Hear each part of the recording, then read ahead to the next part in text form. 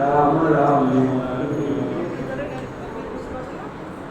मुखं करोति वातलं पंगुलं कृपातमहं वन्दे परमानन्दमाधव श्री गुरु दिनतारिणां श्री चैतन्य ईश्वर नमः ओं विष्णुपादाय कृष्णपृष्ठाय भूतले स्मृते जय पताका। तो आज के श्रील भक्त स्वामी गुरु महाराज शुभ आविर्भाव तिथि आशीतम शुभ आविर्भाव तिथि আমরা পালন করছি। আজকে তিথিতে শ্রীল প্রভুপাদ নাকি আমেরিকাকে পদার্পণ করেছিলেন, সেজন্য এই তিথিকে উদ্দেশ্য করে শ্রীল ভক্ত স্বামী মহারাজ ওনার জন্মদিন পালন করছেন।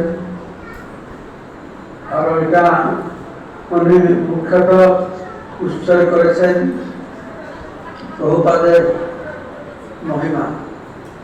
জয়ন্ত মহারাজ ছিলেন, ইন্ট্রোডিউস করেছেন। এটা উনার মহিমা গান গুণ কীর্তন হবে ওর উপরে বেশি প্রাধান্য দেননি। উনি প্রাধান্য দিয়েছেন পুরো অনুষ্ঠানটা প্রভুপাদের অনুষ্ঠান, প্রভুপাদের গুণ মহিমা, সেটি অনুষ্ঠান হয়। আর বিকাল দিকে মহারাজের কিছু গুণগান করেন ভক্তরা, কেননা প্রভুপাদের মহিমাটা কি? প্রভুপাদ হচ্ছেন বৃক্ষ, শ্রীল ভক্ত স্বামী গুরু মহারাজ হচ্ছেন ফল। তো বৃক্ষটা ভালো না মন্দ জানবে কি করে? না ফল থেকে।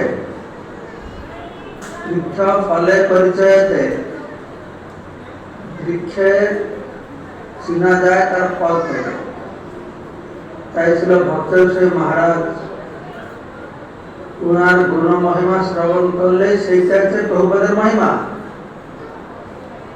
প্রভুপাদের মহিমা আছে তিনি আমাদের কল্যাণের জন্য এই ধরাধামে ছিল ভক্তের সব গুরুভাদের মতন ব্যক্তিদেরকে তৈরি করে রেখে দিয়েছেন। তাই ভক্তের সব গুরু মহারাজের কথা আমরা স্মরণ করি, তার মহিমা কীর্তন করি।